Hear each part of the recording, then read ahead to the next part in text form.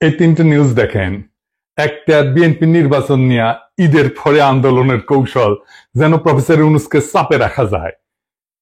ইন্ডিয়ার বক্তব্যে বাংলাদেশে অন্তর্ভুক্তিমূলক নির্বাচনের মধ্যে দিয়া সব বিষয়ের নিষ্পত্তি চায় ভারত, যেন বাংলাদেশ ভারতের একটা প্রদেশ। আর ওয়াকারের ডিসেম্বরের মধ্যে নির্বাচন হওয়া উচিত। মিল দেখতে পান? হ্যাঁ, মিল হচ্ছে এদের মধ্যে একটা কমন জিনিস, ডিসেম্বরের মধ্যেই নির্বাচন। আমি বলছি ওয়াকার, বিএনপি, আওয়ামী লীগ আর ইন্ডিয়া, এই চারটা মিলে একটা ঐক্য হয়েছে। এই ঐক্যের লক্ষ্য হচ্ছে প্রফেসর ইউনূসকে তাড়ানো, ভাগানো তাড়াতাড়ি। এতে চার পক্ষেরই লাভ। রাষ্ট্রটায় কোনো সংস্কার হবে না, যা আগে ছিল তাই থাকবে, ঘুরে মাগুর চ্যাং। আর্মির জেনারেলরা যে আকাম করছে, গুম খুনে যুক্ত ছিল, সেটার বিচার হবে না। জুলাই আগস্ট বিপ্লবে ওয়াকারের আর্মি গুলি করে মানুষ মারিছে। গতকালই নেত্র নিউজে একটা রিপোর্ট আসছে, 5ই আগস্ট সকালে আর্মি টার্গেট কইরা মাথায় গুলি কইরা মানুষ মারছে, টার্গেট কইরা, বিনা উস্কানিতে। এই যে এটা দেখে নিয়েন, খুব ভালো রিপোর্ট করছে এটা। এইগুলার বিচার যেন না হয়, এইটা ওয়াকার চায়। যারা গুম খুনে যুক্ত ছিল তাদের যেন বিচার না হয়, বিডিআর হত্যাকাণ্ডের যেন বিচার না হয়। শুনেন তার মুখেই। এই বর্বরতা কোনো সেনা সদস্য করেনি, সম্পূর্ণটাই তদানীন্তন বিজিবি সদস্য দ্বারা সংঘটিত। Full stop. এখানে কোনো ইফ এবং বাট নাই। এই ওয়াকারের নেতৃত্বেই প্রাণঘাতী অস্ত্র দিয়া বিক্ষোভকারীদের গুলি করে মারা হয়েছে। আয়নাঘর ভিজিট করতে বাধা দিছে প্রফেসর ইউনূসকে। নিজে গেছে ভিজিট করতে, ওই গেছে ভিজিট করতে। ওর আর্মি অফিসাররা তো এই কাজ করেছে, ওই গেছে, যায় নাই। হাসনাতকে ডাইকা হুমকি দিছে, পরিশুদ্ধ আওয়ামী লীগ আনবে। ইন্ডিয়া সিকুট দিছে ইনক্লুসিভ নির্বাচন করে। ওয়াকার এরপর থেকে কে হুয়া করে সিকুট দিচ্ছে ইনক্লুসিভ নির্বাচন করে। এই ঐক্যে বিএনপির কি লাভ? সে আর একটা আওয়ামী লীগ হয়ে উঠতে পারবে, ফ্রি স্টাইলে লুটপাট করবে, ভোটার ছাড়া নির্বাচন করবে, গুম খুন শুরু করবে। করছিল তো 2 কোটি নাকি ভোটার, না 1.5 না 2 কোটি ভোটার ভুয়া ভোটার তালিকা করছিল। ক্রসফায়ার করবে, ক্রসফায়ার তো শুরু করছিল বিএনপি, জানেন তো। এটা নিয়ে আসিচ্ছি আর একটা এপিসোড কইরা। আওয়ামী লীগের লাভ, তার বিচার হবে না। এত জুলুম চালানোর পরে যে দলটা নিশ্চিহ্ন হয়ে যাওয়ার কথা ছিল, সে আবার ফিরে আসবে রাজনীতিতে। 75-এর পরে ফিরে আসিছে যেভাবে, সেভাবে। আর ইন্ডিয়া, হাসিনা যা দিছে, যা ইন্ডিয়া সারা জীবন মনে রাখবে, সেটা অব্যাহত থাকবে। সে নদী শুকাবে, সীমান্তে বাংলাদেশি নাগরিক মারবে, বাংলাদেশের বাজারে তার পণ্য বেচবে, ভোমা ভোমা পেঁয়াজ খাওয়াবে 300 টাকা কেজিতে। তারপরে বলবে তোমাদের রান্নাঘরে চলে না আমাদের খাবার ছাড়া, আমরাই তো তোমাদের খাওয়ায় বাঁচায় রাখতেছি। রোগী ধরে নিয়ে যাবে ইন্ডিয়ায়। তারপরে বলবে আমাদের এখানে না আসলে তোমাদের গতি কি? চিকিৎসাই তো হবি না তোকে। বাংলাদেশের চাকরির বাজারে সব টপ পজিশন গুলো নিয়ে নেবে। আর কি ট্রানজিট নেবে বাংলাদেশের মধ্যে দিয়া। এই তো প্রফেসর ইউনূস অসংখ্যবার বলছে ডিসেম্বর থেকে জুনের মধ্যে নির্বাচন দিবে। এই সময়টা লাগবে তার সংস্কার করতে। এটা সহ্য হতেছে না। কারণ সংস্কার করলে তো সেই রাষ্ট্রে যথেচ্ছাচার চালানো যাবে না, ভারতীয় আধিপত্য চালানো যাবে না, লুটপাট চালানো যাবে না, আয়না ঘর বানানো যাবে না। এই সংস্কার কেন দরকার একটু বুঝে দেখি, আসেন। রাষ্ট্র কিছু প্রতিষ্ঠানের মিলিত শক্তি। একটা বিল্ডিং যেমন থামের উপরে খাড়ায় থাকে না, রাষ্ট্র দাঁড়ায় থাকে ইনস্টিটিউটের উপরে। যেমন ধরেন আদালত একটা ইনস্টিটিউট বা প্রতিষ্ঠান, আমলাতন্ত্র বা ব্যুরোক্রেসি একটা প্রতিষ্ঠান, মিডিয়া একটা প্রতিষ্ঠান, সেনাবাহিনী একটা প্রতিষ্ঠান, পুলিশ একটা প্রতিষ্ঠান, এমনকি বাজার একটা প্রতিষ্ঠান, অর্থনৈতিক ব্যবস্থা একটা প্রতিষ্ঠান, শেয়ার মার্কেট একটা প্রতিষ্ঠান, নির্বাচন কমিশন একটা প্রতিষ্ঠান। এগুলো কিসের উপরে টিকে থাকে, কার্যকর থাকে কিভাবে?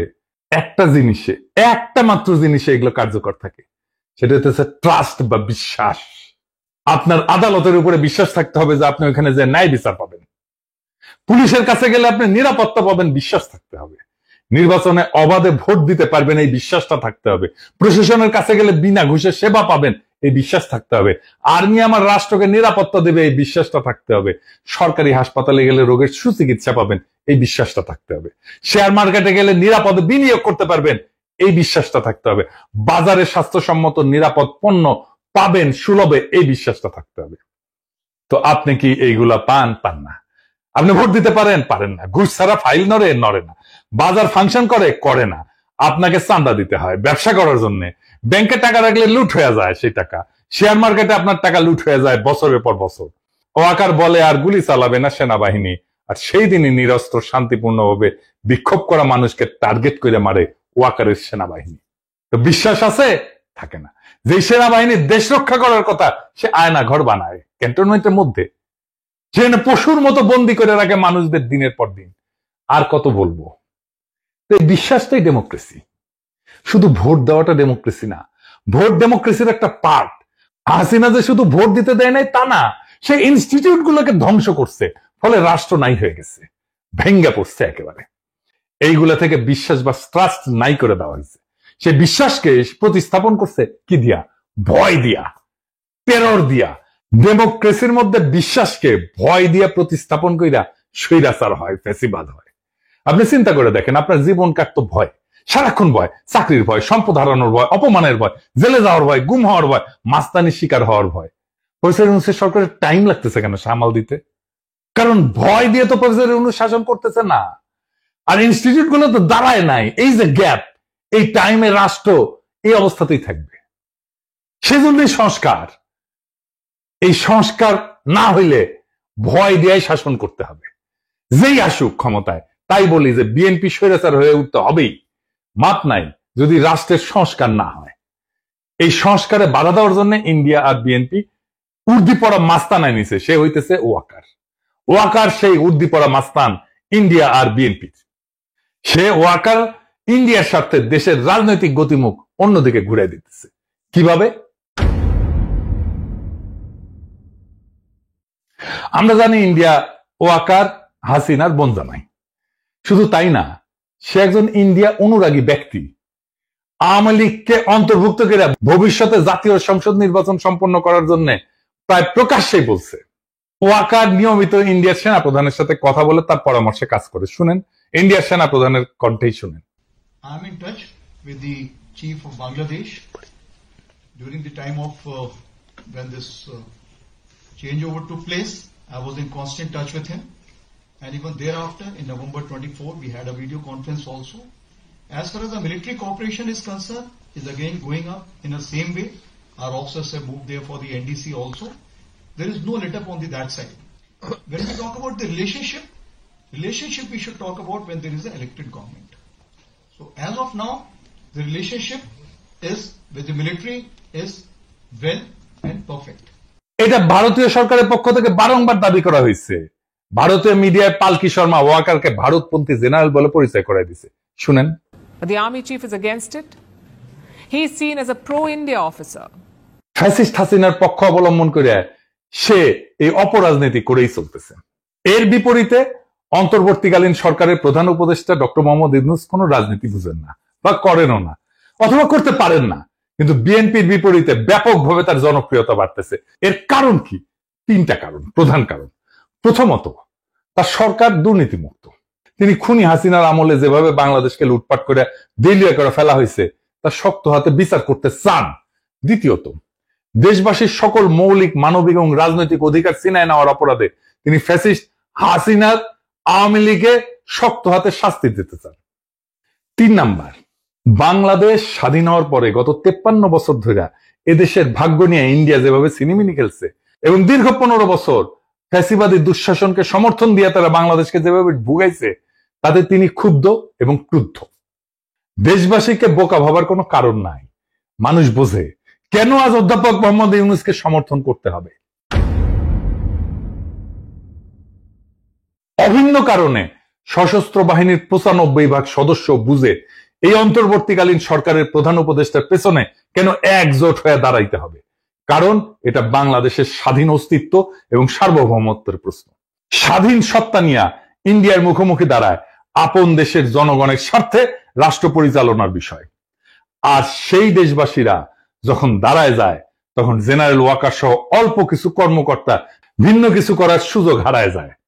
গত পরশুদিন বুধবার ঢাকা সেনানিবাসের সেনা প্রাঙ্গণে অফিসার্স অ্যাড্রেসে সেনা প্রধানের দেওয়া বক্তব্য বইলা গণমাধ্যম এবং সামাজিক মাধ্যমে যা প্রচার করা হয়েছে তা বিশ্লেষণ করলে 3টা সত্য উদ্ঘাটিত হয়। কি কি? 1 নাম্বার, ফ্যাসিবাদী দল আওয়ামী লীগের কার্যক্রম নিষিদ্ধ হওয়ায় জেনারেল ওয়াকার সহ তার ঘনিষ্ঠ সহযোগীদের ছোট্ট গ্রুপটা খুবই বিক্ষুব্ধ হয়ে পড়ছে। কোনো কারণ না থাকার পরেও এই ক্ষুদ্র গোষ্ঠীটি বিচারের মুখোমুখি হওয়ার ভয়ে বা চাকরি হারানোর ঝুঁকিতে ক্লান্ত, হতাশ এবং কাতর হয়ে পড়ছে। দ্বিতীয়ত, সেই কারণে তারা অন্তর্বর্তীকালীন সরকারের সংস্কার কার্যক্রম, রোহিঙ্গা প্রত্যাবর্ষণের লক্ষ্যে গৃহীত পদক্ষেপ এবং জুলাই ঘোষণা এবং প্রক্লেমেশনকে বাধাগ্রস্ত করার উদ্যোগ নিছে। তৃতীয়ত, সরাসরি জাতীয় স্বার্থের বিরুদ্ধে অবস্থান নিয়ে এই গোষ্ঠীটি শত্রু ভাবাপন্ন ইন্ডিয়ার স্বার্থকে অগ্রাধিকার দিচ্ছে। প্রতিবেশী এই দেশটার পক্ষ নিয়ে তাদের এজেন্ট হিসেবে বাংলাদেশ বিরোধী কার্যক্রমে লিপ্ত জনধিকৃত ফ্যাসিস্ট দলটিকে সঙ্গে নিয়ে সকল দলের অংশগ্রহণের মধ্য দিয়া অন্তর্ভুক্তিমূলক জাতীয় সংসদ নির্বাচনের তত্ত্ব হাজির কইরা প্রধান উপদেষ্টার উপর চাপ সৃষ্টি করতেছে। জাতীয় স্বার্থ বিরোধী অন্তর্ঘাতমূলক অপকর্মে জড়িত জেনারেল ওয়াকার চক্র ইন্ডিয়ার পাশাপাশি বিএনপিকে তাদের সাথে যুক্ত করতে পারছে। লক্ষ্য করলে দেখবেন, একদিকে ইন্ডিয়া একের পর এক বাংলাদেশের স্বার্থ বিরোধী নানান ব্যবস্থা নিচ্ছে, অন্যদিকে বিএনপি দেশব্যাপী অস্থিতিশীলতা সৃষ্টি করার লক্ষ্যে লাগাতার ভাবে নানা ক্ষতিকর কর্মসূচি দিয়ে যাচ্ছে। সেনাপ্রধান, ইন্ডিয়া এবং বিএনপির মধ্যে আজ যে রাজনৈতিক সমঝোতা গড়ে উঠছে, এইটা তার ইঙ্গিত বা প্রমাণ। শুধু তাই না, দেশবাসী বিস্ময়ের সঙ্গে লক্ষ্য করতেছে মাঝে মধ্যেই জেনারেল ওয়াকার চাকরিজীবী হিসেবে তার সরকারি চাকরির কাজের সীমানা অতিক্রম করে রাজনীতি নিয়ে বিতর্কিত মন্তব্য করে যাচ্ছে। তার পছন্দের নিষিদ্ধ দলটার পক্ষ অবলম্বন করিয়া সশস্ত্র বাহিনীকে অপব্যবহারের চেষ্টা চালাচ্ছেন, যা ফ্যাসিবাদের অন্ধকার যুগে কখনোই তাকে করতে দেখা যায়নি। ফ্যাসিবাদের অন্ধকার যুগে কখনোই সে সরকারের উপরে চাপ সৃষ্টি করে নাই। তিনি তখন খুনি হাসিনাকে সেবা দান এবং ঘাতক, হন্তারক এবং লুটেরাদের ক্ষমতা নিরঙ্কুশ এবং চিরস্থায়ী করার কাজে ব্যস্ত ছিলেন। বিগত মাসগুলোতে ইন্ডিয়ার পত্রপত্রিকায় বাংলাদেশের রাজনৈতিক পরিস্থিতির ব্যাপারে যে সমস্ত বৈরী সংবাদ বিশ্লেষণ প্রকাশিত হয়েছে, এর অনেক কিছুই গত বুধবার সেনাবাহিনী প্রধানের কণ্ঠে উচ্চারিত হয়েছে। এতে বাংলাদেশ রাষ্ট্র, অন্তর্বর্তীকালীন সরকার এবং জুলাই গণ অভ্যুত্থানের প্রতি তার আনুগত্য নিয়ে দেশবাসীর মনে গভীর প্রশ্ন সৃষ্টি হয়েছে। এতে আমরা শঙ্কিত, হতাশ এবং বিক্ষুব্ধ। উদ্ভূত পরিস্থিতিতে আমরা অন্তর্বর্তীকালীন সরকারের প্রধান উপদেষ্টা অধ্যাপক মোহাম্মদ ইউনূসের কাছে দাবি জানাচ্ছি, গত বুধবার সেনা কর্মকর্তাদের উদ্দেশ্যে দেওয়া সেনা প্রধান জেনারেল ওয়াকারুজ্জামানের বক্তব্য অতি সত্বর রেডিও, টেলিভিশন সহ গণমাধ্যমে প্রকাশ করুন। অফিসারদের উদ্দেশ্যে দেওয়া বক্তৃতায় তিনি কি বার্তা দিচ্ছেন এবং কোন প্রশ্নের কি জবাবে কি বলছেন, এর ধারণকৃত বিবরণ, রেকর্ডেড অ্যাকাউন্ট দেশবাসী শুনতে চায়। আর আপনারা জানেন, প্রফেসর ইউনূস বিএনপির চাপ আর ওয়াকারের বেদ্যুপিতে পদত্যাগের সিদ্ধান্ত নিয়েছেন। এর দায় ওয়াকার এবং বিএনপির। এখন করণীয় কি? ওয়াকার আর বিএনপিকে আমি একটা থিওরিটিক্যাল অবস্থার কথা বলি। প্রফেসর ইউনূস যদি জাতির উদ্দেশ্যে ভাষণ দেন আর ওইখানে যদি বলেন আমি একটা ভালো নির্বাচন দিতে চাইছিলাম প্রয়োজনীয় সংস্কারের পরে, আমি তারিখও বলছি, সামনের বছরের জানুয়ারি থেকে জুনের মধ্যে, যেন পরবর্তী সরকার ভালোভাবে দেশ চালাইতে পারে, সংস্কারটা সম্পূর্ণ হয়, রাষ্ট্রটা গড়ে ওঠে। কিন্তু ভারত, সেনাপ্রধান এবং বিএনপি যৌথভাবে ডিসেম্বরের আগেই নির্বাচন চায়। আমি যেহেতু এর আগে করতে পারবো না, নির্বাচন দিতে প্রস্তুত হইতে পারবো না, আমি বিএনপি আর সেনাপ্রধানকে আর একটা তত্ত্বাবধায়ক সরকার গঠন করতে আহ্বান জানাই। আমরা তাদের কাছে ক্ষমতা দিয়া আমাদের কাছে চলে যাব। প্রফেসর ইউনূসের নিয়োগ দেওয়া সবাই যদি একসাথে পদত্যাগ করে চলে যায়, নির্বাচন প্রধান, নির্বাচন কমিশনার, নির্বাচন কমিশনাররা সহ, আপনারা সামলাইতে পারবেন? পাবলিকের মাইন্ড কিন্তু একটা মাটিতে পড়বে না। এরপর যদি জামাত আর এনসিপি নির্বাচনে না আসে কেমন হবে? নিজেরাই হাসিনা যেরকম হাত মারার নির্বাচন করেছিল ওরকম হাত মারার নির্বাচন করতে হবে। আপনারা ডিসেম্বর কেন, এই মাসে নির্বাচন করে ফেলেন, দেরি হলে লেট হয়ে যাবে। নেন, ক্ষমতা নেন, এতই শখ নেন, নিজেরাই নেন। বাট আমির খসরু মাহমুদ প্রধান উপদেষ্টা বানান, দেখি উই নাকি কয়েক মাসের মধ্যে নির্বাচন করে দেবে, করুক না। মির্জা ফখরুলকে প্রধান নির্বাচন কমিশনার বানিয়ে দেন। একটা ভাঙা রাষ্ট্রকে গুছাইতে সময় লাগে, আর সেই সময়টা দিতেই চায় না যারা ভাঙার কারিগর। ওয়াকার, ইন্ডিয়া, বিএনপি, আওয়ামী লীগ চারজনে মিলা একটা অশুভ ঐক্য তৈরি করছে, যাতে রাষ্ট্রটা আর কখনো ঠিক না হয়, বিচার না হয়, সংস্কার না হয়, ইনস্টিটিউশন না দাঁড়ায়। ভয়টা থেকেই যায়, কারণ ভয় থাকলে তারা শাসন করতে পারবে। কিন্তু ভয় আর বিশ্বাস, এই দুয়ের মধ্যে বেছে নিতে হবে বাংলাদেশকে, আমরা কোনটা চাই। প্রফেসর ইউনূস ভয় দিয়ে শাসন করতে চায় না, তাই তিনি বলছেন সংস্কার ছাড়া নির্বাচন মানে প্রতারণা। অথচ ওয়াকাররা বলতেছে ডিসেম্বরেই ভোট করো। কেন? কারণ জনগণ যদি একটু সময় পায়, যদি ইনস্টিটিউট দাঁড়ায় যায়, যদি মানুষ বুঝে পেলে তার অধিকার কি, তাহলে আর ভয় দিয়ে শাসন করা যাবে না। ওইখানেই তাদের ভয়। এই নির্বাচন মানে আরেকটা স্পিড ব্রেকার, যাতে ট্রাস্ট বা বিশ্বাস তৈরির কাজ থেমে যায়, জনগণের ক্ষমতা না বাড়ে। তাই বলছি, এখনই সময় তাদের এই অশুভ ঐক্যের বিরুদ্ধে জনগণের ঐক্য করার। বিএনপি, আওয়ামী লীগ, ওয়াকার আর ভারতের এই অশুভ ঐক্য ভেঙে দিতে হবে। প্রফেসর ইউনূসকে সময় না দিলে এই রাষ্ট্রে শুধু সরকার বদলাবে, শাসন বদলাবে না, শুধু মুখ বদলাবে, হিংসা আর লুটপাটের কাঠামো থাকবে আগের মতোই। এই প্রশ্ন একটাই, আপনি কি ভয় দিয়ে শাসিত হতে চান নাকি বিশ্বাসের উপরে দাঁড়ানো একটা স্বাধীন গণতান্ত্রিক রাষ্ট্র চান? উত্তর শুধু আপনার না, পুরো জাতির। এবং যদি জাতি ঠিক করে, তবে এই ডিসেম্বর তাদের ডিসেম্বর হবে না, আমাদের হবে। ইনকিলাব জিন্দাবাদ।